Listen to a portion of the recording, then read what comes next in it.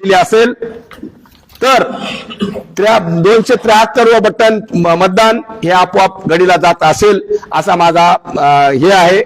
आणि हे म्हणजे माझा समज आहे। संघामध्ये माझ्या समोर एक प्रकार मी तुमच्या समोर मांडणार आहे।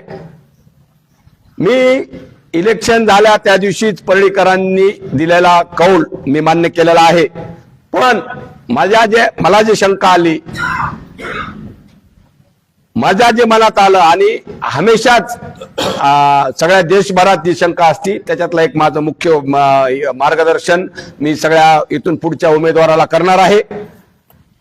कारण आपल्याला ज्यावेळेस ईव्ही मशीन चेक करायला लावतात अधिकारी फक्त आपल्याला 4 ते 5 बटन दाबायला लावतात, कोण्याही पक्षाला 5-7 पण मी एका व्हिडिओमध्ये पाहिलं होतं ज्या पद्धतीनं कमांड दिली, जर 4 मतं 5 मतं 10 मतं, तर माझ्या इथं प्रत्यक्षात मला अनुभव आलेला आहे की परळीमध्ये 88 बूथ आहेत आमचे। 88 बूथ मध्ये मी 87 बूथवर 272, 270, 218, 220 अशा पद्धतीनं मतदान आहे। फक्त स्पेशल नगराध्यक्षाचं ते हे होतं, मशीन होती, मतदान करायचं बॅलेट पेपर होता फक्त नगराध्यक्षाचा, आणि त्यामध्ये 300च्या पुढे जाऊ नये ह्याची ह्याच्यामध्ये काळजी घेतलेली मला निदर्शनास आलेला आहे। त्या पद्धतीने डिव्हाइस सेट केलेला असावा। आणि एकच प्रभाग असा आहे 10 नंबर ज्या मशीनवर बॅलेट पेपरवर फक्त 2 उमेदवार होते, नगराध्यक्ष प्लस 1 उमेदवार त्याच्यात ऍड केलेला होता। त्याच्यामुळं त्या ठिकाणी हे उघड पडलेलं मला जाणवलं आहे। आणि हे प्रभाग जे आहे, जे आता जे उमेदवार नगराध्यक्ष पदाचे होते ते म्हणतात की आमचे खूप उपकार आहेत तिथं, किंवा आम्ही फुकट प्लॉट दिले, हे अशा वस्ती त्यांच्या आहेत।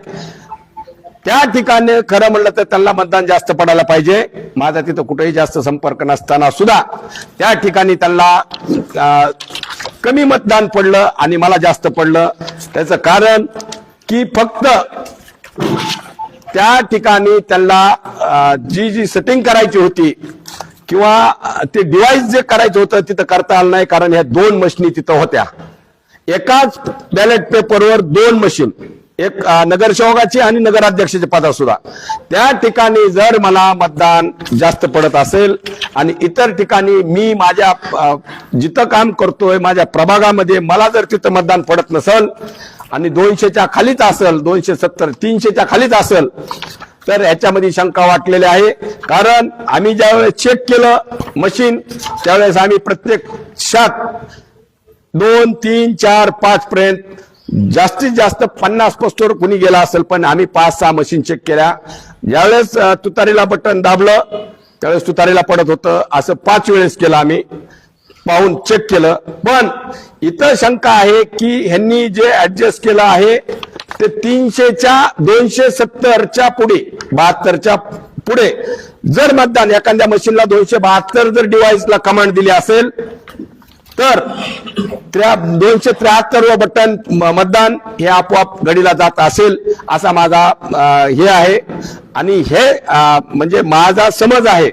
तर ज्या प्रभागामध्ये ज्या परळीमध्ये प्रत्येक बूथवर 270, 72, 73च्या खालीच आम्ही असू आणि समोरचा उमेदवार घडीचा प्रत्येक बूथवर 300च्या पुढे लीड असेल तर हे शंका घेण्याचंच कारण आहे। आणि एकाच ठिकाणी जिथं 2 उमेदवार उभे आहेत एकाच बॅलेट पेपरवर 2 मशीनवर, त्या ठिकाणी खूप मोठी शंका आहे। कारण तिथं मतदान पडलं आहे बघा 260 आणि मला पडलंय 342। मी कसा इथंच 300 वर गेलो, हे खूप मोठा हे आहे। कारण फक्त इथं 2 मशीन तिथं त्यांना डिव्हाइसला कमांड देता आली नसेल आणि बाकीच्या 88 पैकी 87ला मी कुठंही माझ्या प्रभागात नाही किंवा परळीतल्या कुठल्याही भागात 87 बूथवर मी 270, 272, 285, 300 तर कुठंच नाहीये. हे एक मोठे हे आहे. म्हणून मी इथून पुढच्या माझ्या कारवाया असतील, मी ह्या संदर्भामध्ये हायकोर्टामध्ये मागणी करणार आहे. परत निवडणूक अधिकारी, निवडणूक निर्णय अधिकाऱ्याकडे ही सुद्धा मागणी करणार आहे आणि उच्च न्यायालयामध्ये सुद्धा मी जाणार आहे. कारण मला त्यांनी न्याय देण्यासाठी मला ज्या मशीन आहेत त्या मला 300च्या पुढी बटन दाबायचा आणि मला चेक करण्याचा अधिकार द्यावा. आणि मी ह्याच्यासाठी इलेक्शन कमिशनरला बी पत्र देणार आहे, निवडणूक अधिकाऱ्याला सुद्धा. तोपर्यंत ह्या पेट्याला कुठली छेडछाड करू नये. सर्व हे फायदा पूर्ण देशाला सुद्धा होऊ शकतो. कारण जे आतापासून हे राहिलं होतं चेकिंग केल्या शासनानं आणि कोर्टानं, हे असा कधीच 200च्या पुढे कोणीही चेक केलं नाही, 300च्या पुढे कोणी केलं नाही. कारण यांनी अर्ध्याला अर्ध 25% मला जेवढं मतदान आहे त्याच्यावर कॅल्क्युलेशन केलंय आणि तिथंच सगळं काही डिव्हाइस लॉक केलेला मला अंदाज आहे. म्हणून मी कोर्टाला परवानगी मागणार आहे, कोर्टात जाणार आहे की मला ह्या ज्या मशिनी आहेत ह्या मला 300, 400 होस्तर, 500 होस्तर जेवढं मतदान आहे त्याच्या 60% मला ते परत एकदा चेकिंग करण्याचा अधिकार द्यावा. किंवा माझ्यासाठी नाही द्यायचा असेल तर आता इथून पुढे भारतातल्या जेवढ्या निवडणूक होतील, महाराष्ट्रातल्या होतील, लोकसभेच्या होतील, जिल्हा परिषदेच्या होतील, महानगरपालिकेच्या होतील, मी ह्यांना सगळ्या उमेदवारांना कोण्याही पक्षाचे असो चांगल्या पद्धतीने पारदर्शक मतदान होण्यासाठी त्यांनी 60 जेवढं मतदान आपल्या बूथवर किंवा प्रभागात आहे किंवा गावात आहे त्याच्या 60% मतदान प्रत्येक मशीनला चेक करायचा अधिकार द्यावा. ही सुद्धा मी सर्वांना हे करणार आहे, सूचना देणार आहे आपल्या माध्यमातून. प्रत्येक नगरसेवकाने आता मशीन ज्यावेळेस चेक करायची, आपला बॅलेट पेपर मशीनवर बटन दाबून बघायचा आहे, तोपर्यंत 60% शासनानं सुद्धा आणि निवडणूक अधिकाऱ्यांनी सुद्धा 60 ते 65% चेकिंग करायचा अधिकार द्यावा. कारण आम्हाला फक्त 2-2, 3-3 वेळेसच बटन दाखले आलं का. पण आमचा दाट अंदाज आहे, हे डिव्हाइस जे तयार केलेलं आहे तर 270, 72, 73 प्रत्येक मशीनला असं केलंय, कुठंही 300 नाही. आणि एकाच प्रभागात कसं होतंय जिथं, कारण 2 उमेदवार असल्यामुळे तिथं काही करता आलं नाही. आणि अशा असंख्य काही भागामध्ये प्रभागामध्ये जिथं खूप चांगलं काम करणारे प्रबळ किंवा ऍक्टिव्ह उमेदवार आहेत अशांना सुद्धा त्या प्रभागामध्ये त्यांची ते डिव्हाइस अर्ध्याच्या मध्येच बंद केली असा माझा अंदाज आहे. अशा पद्धतीने सगळे मातबर पडायला पाहिजे. 100, 150, 50, 20, 25 किती मातबर असला तरी ते 100, 50, 2-4 मताचा फरक असायला पाहिजे. पण 700, 800, 900, 700, 800, 900 ह्यांनी प्रत्येक पळीतला चांगला नेता, काम करणारा नेता, ऍक्टिव्ह नेता आला की कोणाही पक्षाचा असू, पण त्यांना जे नकोय ते माझा अंदाज आहे की त्यांनी अशा प्रकारे काम केलेलं आहे. पण ह्यामध्ये मला सगळ्या महाराष्ट्राला, भारत देशाला बी सूचना करायची आहे, विनंती करायची आहे सगळ्या नेत्यांना सुद्धा, आपला हक्क संविधान टिकवण्यासाठी आपल्याला 60% तरी त्या मशीन चेक करायचा अधिकार असावा, अशी मी मागणी हायकोर्टाला सुद्धा आणि निवडणूक अधिकाऱ्याला सुद्धा करणार आहे. हे आपला प्रश्न झाला. आता माझा दुसरा प्रश्न आहे, मी ज्या ताकदीसमोर लढत आहे, धनंजय मुंडे, पंकजाताई मुंडे हे मंत्री लेवलचे नेते आहेत.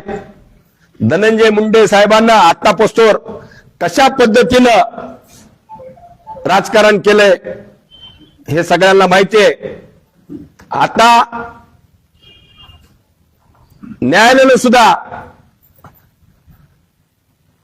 आमचे पहिले सहकारी असणारे, आम्ही ज्या पक्षात होतो त्यांना सुद्धा न्यायालयाने सुद्धा आरोपी सिद्ध केलंय. आणि हे मुंडे साहेबांचे हस्तक आहेत हे त्यांनी स्वतःने कबूल केलेलं आहे. अशाच पद्धतीनं त्यांचे जे परळीमध्ये गुंड वावरत आहेत, आम्हाला वारंवार धमक्या देत आहेत, प्रत्येक जण अंगावर येत आहे, प्रत्येकाचा व्हिडिओ आणि हे काय शूटिंग काय करता येत नाही. प्रत्येक मागासवर्गीय जवान पोरांना किंवा सुशिक्षित मुलांना सुद्धा अंगावर घालून अॅट्रॉसिटीच्या धमक्या देत आहेत. रात्रंदिवस माझ्या घराच्या बाजूला सुद्धा तलवारी काट्या कोयते घेऊन आजूबाजूला शेलो युवक वावरत आहेत. आम्हाला काही बोलता येत नाही. अक्षरशः टीव्ही माझी पत्रकार परिषद चालू असताना सुद्धा एका सुनील मस्के नामक यांनी मला किती जोरात धमक्या दिल्या आणि 5च मिनिटात पाहिलं तर ते धनंजय मुंडे साहेबाच्या कार्यकर्त्याबरोबर म्हणजे आता जे नगरसेवक आहे त्याच्या पती बरोबर ते स्वतः मुलाखत द्यायला आहे. त्यांनी तिथूनच मला धमक्या दिलेल्या आहेत सगळ्या देखत. मी याची बघतोच म्हणतोय, याची मारतोच म्हणतोय. अशा पद्धतीनं ह्यांची जी टीम धनंजय मुंडेची सक्रिय आहे ही मागासवर्गीयाच्या आत्तापासून तर परळीमध्ये 30-40 प्रकार आहेत की अट्रॅसिटीच्या हे करून खोटे गुन्हे दाखल करून कित्येक युवकांना किंवा राजकीय नेत्यांना संपवण्याचा प्रयत्न केलाय त्यांनी किंवा घरी बसण्याचा प्रयत्न केलाय.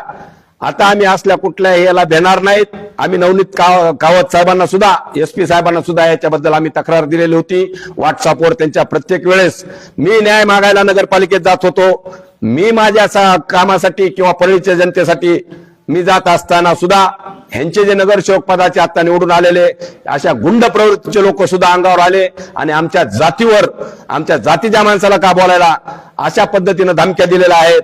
आणि तिथं मोठा मोहाब ह्यांचाच केला आहे, ह्यांच्याच धनंजय मुंडेच्याच कार्यकर्त्यांनी केलेला आहे. आपण प्रत्यक्षात बाईट घेतल्यात, त्यांच्या मुलाखती घेतल्यात, ह्याच्या सुद्धा त्यांनी मुलाखती दिल्यात. त्याच्याबरोबर जे सुनील मस्के नामक आहे, नितीन रोडे आहेत, ह्यांच्या सोबत ते मस्के आहे. अशा पद्धतीनं जर परळीमध्ये कारभार करायचा असेल तर आम्ही कशा पद्धतीने वागायचं किंवा अजून परळीमध्ये संतोष देशमुख होण्याची शक्यता नाकारता येत नाही. कारण मी वारंवार प्रत्येक गोष्टीचा उघाडा करत आहे. म्हणून माझ्या मागे असे लोक ते लावलेले आहेत आणि अद्यापही मला कुठलं SP साहेबांना आणि पोलीस प्रशासनानं ठोस भूमिका किंवा ठोस आश्वासन काही दिलेलं नाहीये. ह्यांची रोज तुम्ही चॅटिंग किंवा फेसबुक लाईव्ह बघितलं, कुत्र डुक्कर याची चप्पी करतो ह्याची बघायची आली.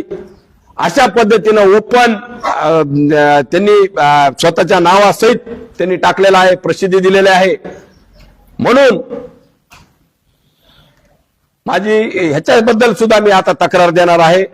आणि ते सुनील नामक जे व्यक्ती आहे ते भैया धर्माधिकारी बरोबर 24 तास असतो आणि त्याचेच ते एवढा शातीर आहे.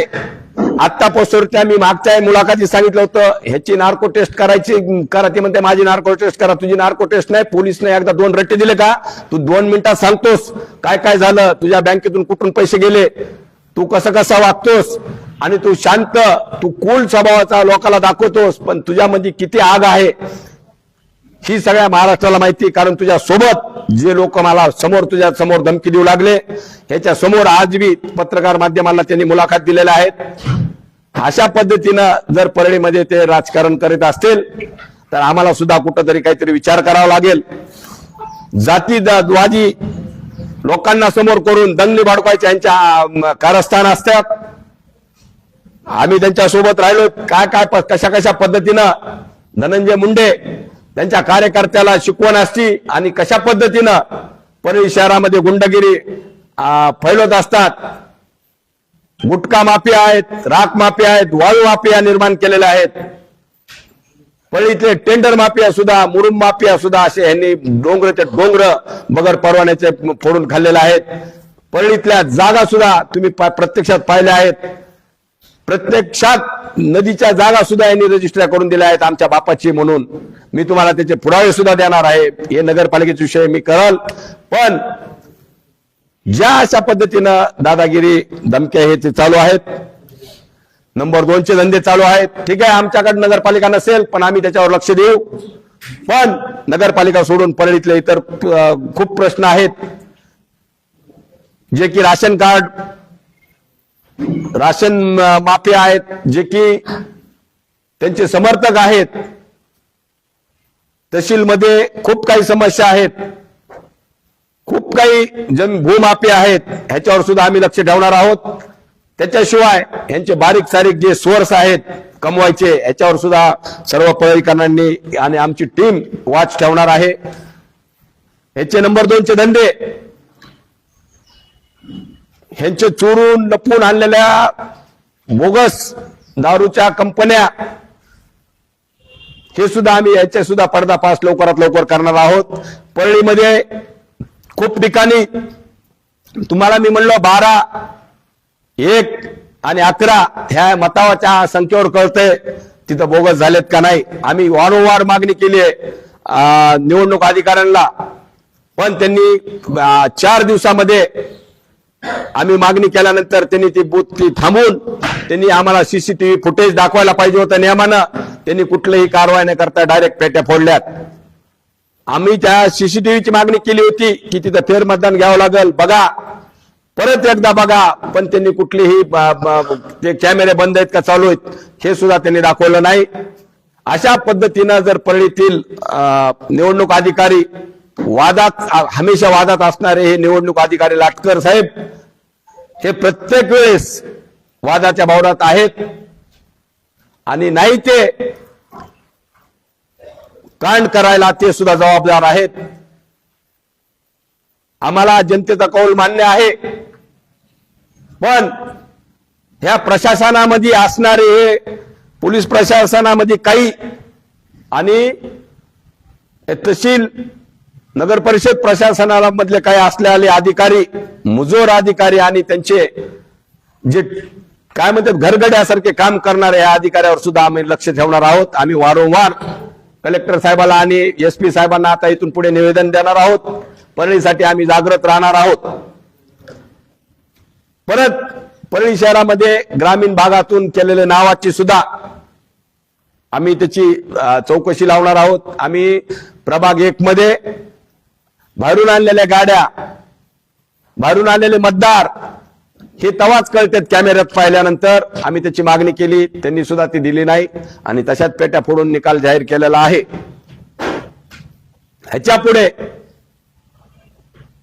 आम्ही राष्ट्रवादी काँग्रेस शरद पवार साहेबांच्या पक्षामध्ये आम्ही जबाबदारीपूर्वक सांगतो, नगरपालिका जरी आम्ही सदस्यमध्ये नसतो तरी पण आम्ही परळीची शहराच्या सगळ्याच बाजू, तहसील असो, नगर परिषद असो, पंचायत समिती असो, याच्यावर आम्ही लक्ष ठेवून किंवा गुटखा, दारू, नंबर 2चे धंदे, पत्ते, क्लब हे सुद्धा आटोक्यात आणण्याचा प्रयत्न करू. कारण परळीसाठी फक्त नगरपालिकाच नाही तर असे खूप काही प्रकार आहेत जिथं शाळा, कॉलेज परिसरामध्ये दारू, गुटखा, गुंडांचं प्रमाण वाढलेलं. आम्ही प्रत्येक पालकाला सुद्धा जाऊन विनंती करणार आहोत, आपल्या आपल्या मुलाला सांभाळा.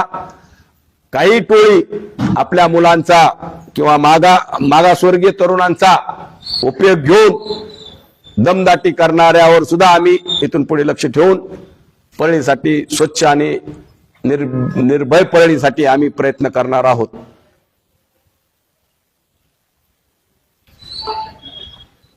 आम्ही अजून एक विषय सगळ्यात मोठा आहे की आम्ही शासनाला एक विनंती करणार आहोत, जमलं तर शासनानं बॅलेट पेपरवर परळीचं एकदा परत मतदान घ्यावं.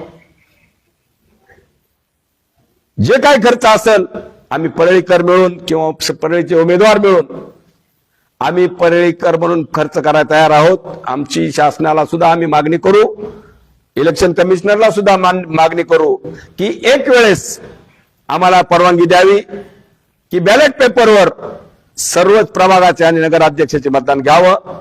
त्यावेळेस लक्षात येईल की दूध का दूध आणि पाणी का पाणी परळीकर हे कुणाच्या पाठीमाग आहेत. कारण या मशनीवर ह्या पद्धतीनं पाहिल्यानंतर मला तर भरोसा राहिला नाहीये.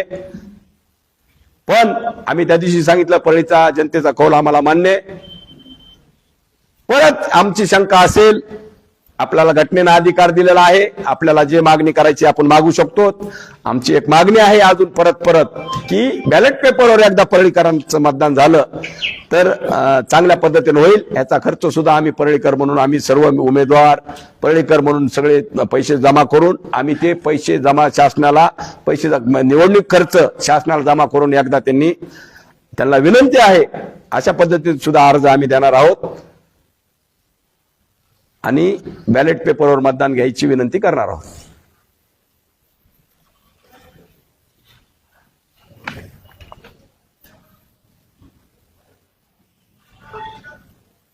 तुम्ही या सगळ्या धमक्या वगैरे आहे त्याच्याबद्दल काही संरक्षणाची मागणी केली? संरक्षणाची मागणी केली होती, त्यांनी एक दिवस संरक्षण दिलं, पुन्हा दुसऱ्या दिवशी दिलं, पण संरक्षण असेपर्यंत कुणीच नसतंय. रात्री बेरात्री तलवारी घेऊन हे सुनील मस्के सारखं, मी नावासहित सांगालो, मी त्याच्या कंप्लेंट एसपी साहेबांकडे दिल्यात, त्याचं बोलण्याची चॅटिंग त्यांनी दिलेलं. आणि तुम्ही सगळे पत्रकार बांधव होते, ज्या दिवशी मला पत्रकार परिषद झाल्या धमकी आली, तू कसं काय माझं नाव घेतलं, तू कसं काय माझं नाव घेतलं, म्हणजे तू बोललास ना, तुला ज्या व्यक्तीनं बोलला धर्माधिकारी, तू त्याचा हस्तक आहे. आणि आम्हाला माहिती ना, ते धर्माधिकारी अशा मागासवर्गीय यांच्या तरुणांचा गैरफायदा घेतो, मुस्लिम तरुणांचा गैरफायदा घेऊन आपल्याला अंगावर सोडतोय. आणि चॅटिंगनं त्यांनी वेगवेगळ्या कारणानं आमच्यावर वाद करण्याचा प्रयत्न करतो आणि तो स्वतः बाजूला राहतोय. मी हेच सांगालो की धनंजय मुंडेंची ही जी टीम आहे गँग खालची, इथं सुद्धा ज्या पद्धतीनं बीड जिल्ह्यामध्ये सगळ्यात जास्त पळीमध्ये जरूरत आहे, कारण पळीतून सुरुवात करावी अशी सुद्धा माझी एसपी साहेबाला मागणी आहे. आणि ती सुद्धा करणार आहे की अशा पद्धतीने जे काम करतंय, अशा पद्धतीनं जे ट्रोल करतंय, अशा पद्धतीने एखाद्या व्यक्तीला खालच्या पातळीत बोलतंय, मग ते तोंडाने म्हणतात आम्ही धनंजय मुंडेचे कार्यकर्ते, आम्ही धनंजय मुंडेचे आहोत. आणि मग ह्याच्यापेक्षा अजून कोणता पुरावा पाहिजे यांना की यांचे गुंड नाहीत म्हणून? आम्ही शब्दानं कोणाला बोलत नाहीत, आम्ही विकासासाठी काम करायलो,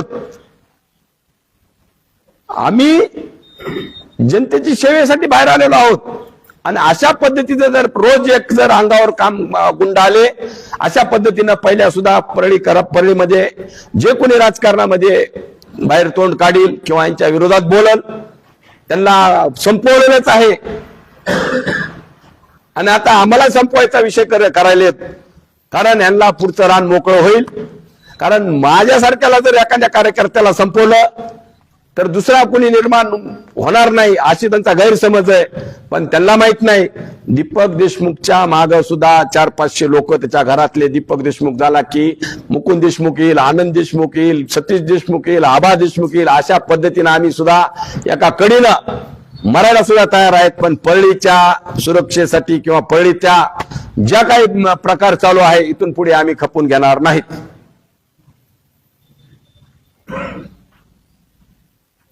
निवडणूक असेपर्यंत कुठलाही उमेदवार कधीच आरोप करत नाही, परंतु निवडणूक झाल्यानंतर जे काही पराभूत उमेदवार आहे जनतेचा कौल एका बाजूला मान्य करतात, दुसरी बाजूला असं ईव्हीएमवर आरोप करतात. मी तुम्हाला दुसरा प्रश्न असा, उमेदवार म्हणतात किंवा ईव्हीएमवरती छेडछाड केली, विजयी झाले, तसा जर विषय असा बजरंग त्याचे खासदार झाले, हे पण अशा छेडछाड करून मी तुम्हाला हेच सांगितलंय की मी पहिल्यांदा आधी सांगितलंय की माझा आरोप नाहीये, मी जागृत करायलो.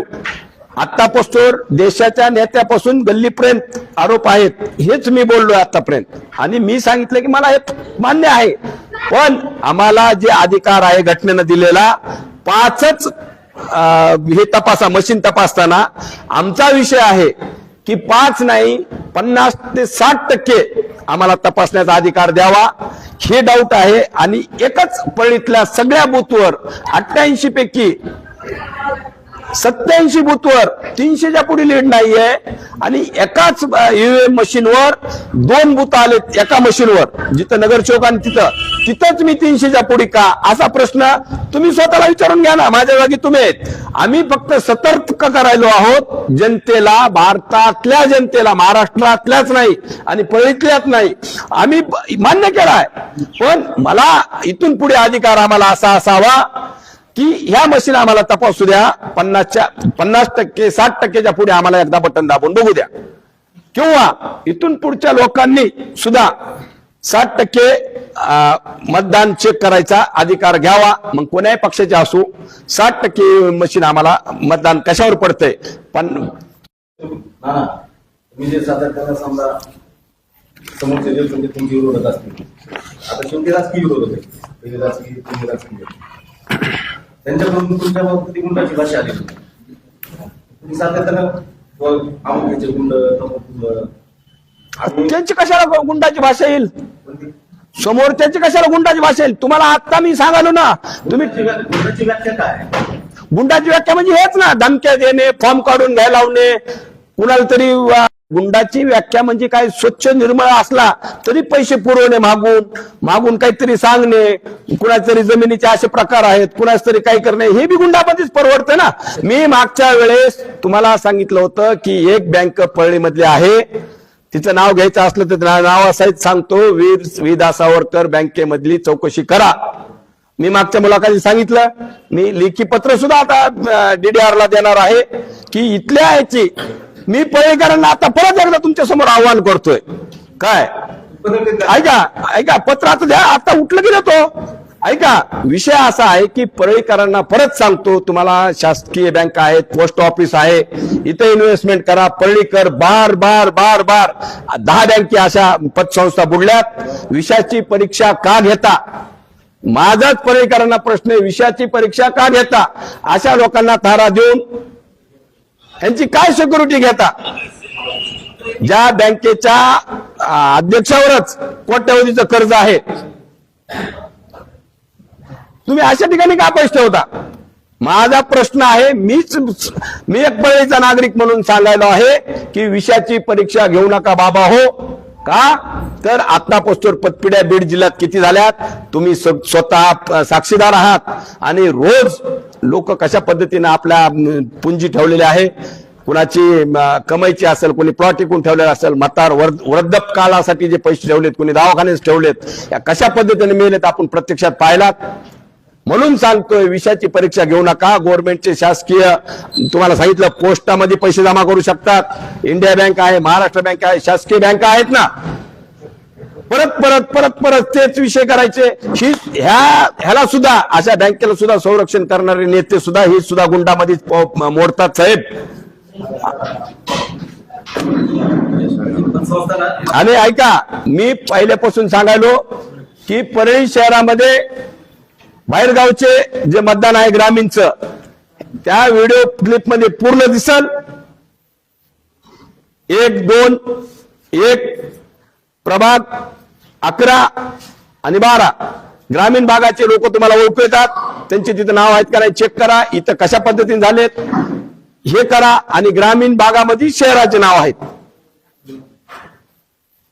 दोन्हीचे नाव आहेत. हे सुद्धा तुमचा सुद्धा तेवढा हे आहे, तुम्ही सुद्धा त्यांना विचारायला पाहिजे प्रश्न की असे नाव का?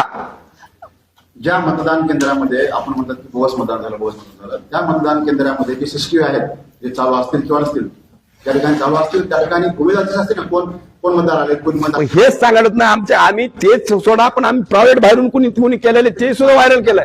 आम्हाला दिली नाही. आम्ही काय म्हणालो, नगर परिषदेमध्ये निवडणूक अधिकाऱ्याला आम्ही मागणी केली, पुन्हा ह्याला केलं आम्ही मागणी. तुमचे पुणे येत असतील. ऐका ना 1 मिनिट ऐका, की आम्ही मागणी केली, त्यांनी कुठलेही CCTV दिले नाहीत.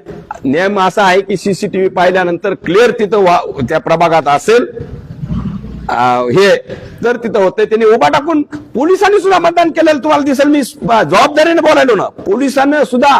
आणि त्या ह्याच्यामध्ये जेला ड्युटी आहे इलेक्शन ह्याच्यामध्ये निवडणूक अधिकाऱ्यांनी ज्या ह्याला निवडणूक ह्याची ड्युटी दिली त्यांनी सुद्धा बटन दाबलेत.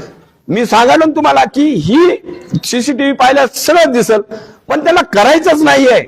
एक माणूस कुठवर काय करू शकतोय आणि कुठल्या ह्याला तोंड देऊ शकतोय. तुम्ही म्हणतात पोलिंग एजंट असून, पोलिंग एजंट काय करू शकतोय? 12 माणसं एकाच्या घरातले जर तिथं असेल आणि एखाद्या सामान्य घरातला माणूस तिथं पोलिंग एजंट असेल, गोरगरीबाचा, तुमच्या दादा घरी पुढे टिकल का तो? म्हणून त्याची CCTV लावायला आम्ही हे केलं होतं, पोलीस करायला सांगितलं होतं. पोलिसात मतदान करायला त्या प्रभाग, आम्ही सगळ्या परळीचा विषय करायला, फक्त 3 प्रभागाचा विषय करायला. परत सांगतो अजून, आणि आमचे एजंट बी असले तर त्या दादागिरी पैसे टिकत नाहीत. मी सुद्धा थांबलो होतो, इथं थांबलो होतो, तिकडं काहीतरी व्हायचं, तिथं एक माणूस कुठवर काय करू शकतो? आणि ह्याच्यामध्ये ग्रामीण लोक दिसणार आहेत ना तुम्हाला, त्यांची चौकशी करा. तुम्हाला काय फार मोठं सगळ्या परळीत करायचं नाही, 3 बुथाचं करायचंय, तिथं कॅमेरे चालू आहेत का नाही हे नाही, पण त्यांनी केलं नाही ना. आणि आम्ही आरोप करायचा विषय नाही, आम्ही जय पराजय आम्हाला मान्य असतो. आणि आम्ही करायला फक्त पुढच्या लोकांना EVM मशीनवर सुद्धा कुठला डाऊट राहू नये म्हणून आम्ही सांगितलं 60% चेक करायचा अधिकार द्यावा. 60% केल्यानंतर काय होईल? 60%च्या पुढे कर काय करायचं? निवडून तर येईल.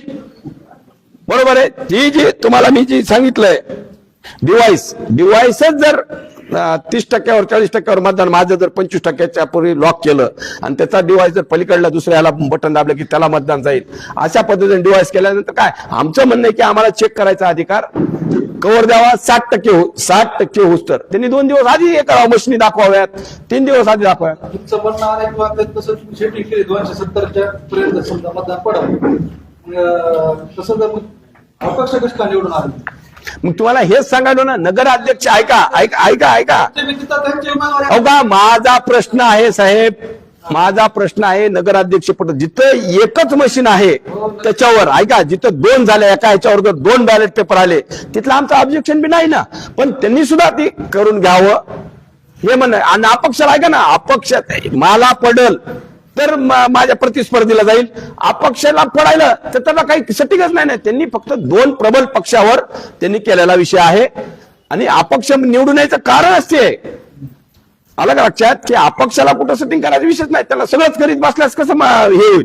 आमचं एकच म्हणणं आहे की प्रमुख याला त्यांनी सेटिंग केलेलं आहे, प्रमुख पक्षाला केलेलं आहे. मशीनला केलं असं म्हणणं. आणि तुमच्या म्हणण्याप्रमाणे ह्याला बी केलंय, प्रमुख ह्याला केलं आहे का ना, खालच्याला एक मग एकच मिनिट ऐका ना, तुम्हाला दोघाच्याच ह्याला दोघाला नाकारलं, ह्याला पडलं तर ह्याला जाणार आहेत, बरोबर आहे का, ह्याला पडलं तर ह्याला जाणार, पण ह्या दोघालाही पडले ना तर तिसऱ्याला पडले तर ते जनतेचाच विजय आहे ना, त्यांना काहीच केलं नाही, फक्त प्रबल दावेदार पक्षाला त्यांनी केलेलं आहे. अहो का सत्ताधारी आहेत, ऐका, सत्ताधाऱ्यांनी केलं हे आमचा आरोप आहे. सत्ताधाऱ्यांनी आम्हाला केलं, त्यांना प्रबळ मीच होतो, माझ्या ह्यानं केलंय, माझा आरोप आहे.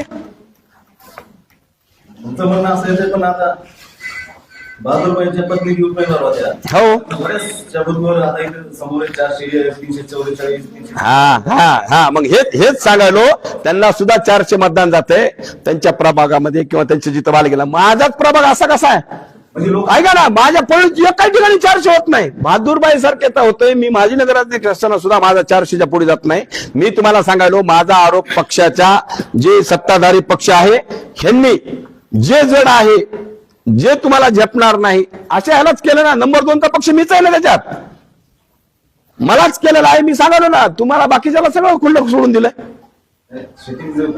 मी काय म्हणालो, डिवाइसची सेटिंग 250 फक्त 2च माझा विषय आहे की नगराध्यक्ष पदाला प्रमुख पक्षालाच त्यांनी केलेलं टार्गेट आहे.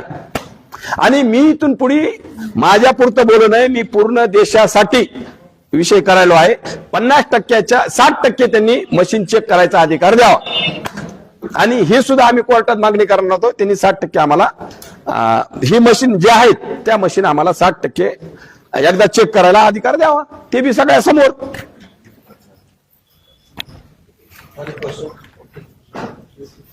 मागच्या आपल्या प्रकरणात ज्यावेळेस आपण तक्रार केली होती, त्या संदर्भात आम्ही निवडणूक अधिकाऱ्यांना विचारलं होतं की बाबा अशा व्हिडिओ संदर्भात किंवा या दादागिरी संदर्भात त्यांचं म्हणणं आहे की त्या ठिकाणी जो मतदान त्यांचा प्रतिनिधी त्या ठिकाणी तक्रार नोंद, मीच अध्यक्ष होतो, मी तिथं होतो, मीच तक्रार नोंदवली ना.